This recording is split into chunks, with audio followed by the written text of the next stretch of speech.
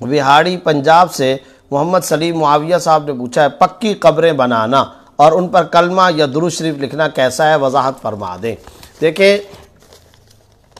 پوری وضاحت کے ساتھ سمجھ لینا چاہیے، قبروں کو پختہ بنانا چاہے چونے سے، چاہے ریت کے ذریعے، چاہے اینٹوں کے ذریعے، چاہے سیمنٹ کے ذریعے، چاہے سنگ مرمر کے ذریعے، یہ سب ناجائز ہے۔ شرعی طور پر قبر کو پختہ بنانا ناجائز ہے، اور رسول اللہ صلی اللہ علیہ وسلم نے احادیث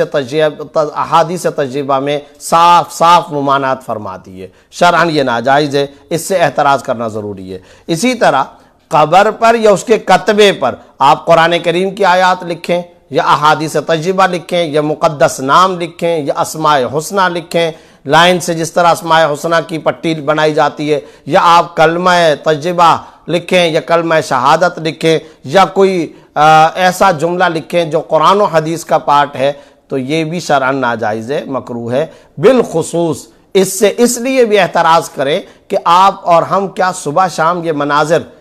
قبرستانوں کے اندر نہیں دیکھتے کہ وہاں پر بکریاں، بلیاں، چوہے، وہاں پر کتے، جانور یہ گھوم رہے ہوتے ہیں۔ اللہ بچائے، واضح طور پر کئی دفعہ ان لکھی ہوئی آیات کی بے ادبی اور توہین ہم اپنی آنکھوں سے دیکھتے ہیں، اس کے باوجود لوگ لکھ رہے ہوتے ہیں۔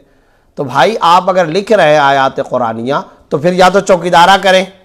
اور وہیں پر بیٹھ جائیں، یہ تو کوئی کرتا نہیں ہے۔ جب کوئی بھی نہیں کرتا تو پھر کیوں آپ لکھتے ہیں؟ اور رات کے وقت سناٹے کی حالت کے اندر جانور، کوئی بھی جانور کسی بھی قسم کا وہ آ رہا ہے، جا رہا ہے، آمد و رفت کے علاوہ چاہے وہ خس و خاشاک، نجاست، گندگی، پیشاب کرتا رہے، اس کو کون منع کرنے والا ہے؟ جانور تو جانور ہے، اسے تو کوئی منع نہیں کر سکتا ہے۔ تو اب آپ گویا کے ذریعہ بن گئے قرآنی آیات کی توہین کے، اور احادیث تجربہ، اسماء حسنہ، کلمہ تجربہ، ذکر، تلاوت، جو کچھ بھی آپ نے اس کے اوپر لکھی اس سب کی معنوی توہین کا آپ ذریعہ بن گئے، بے ادبی اور بے احترامی اور بے اکرامی کا آپ ذریعہ بن گئے۔ ظاہر ہے یہ ناجائز ہے، اور حدیث ترمذی ہے، واضح طور پر آپ صلی اللہ علیہ وسلم نے فرمایا نہا رسول اللہ صلی اللہ علیہ وسلم ان تجسس القبور وان یکتب علیہا وان یبنى علیہا۔ حضرت جابر رضی اللہ تعالیٰ عنہ کی یہ روایت ہے کہ آپ صلی اللہ علیہ وسلم نے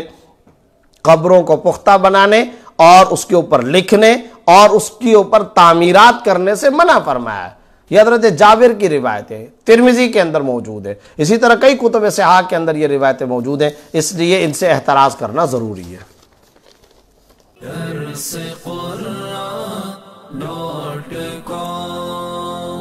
www.darsequran.com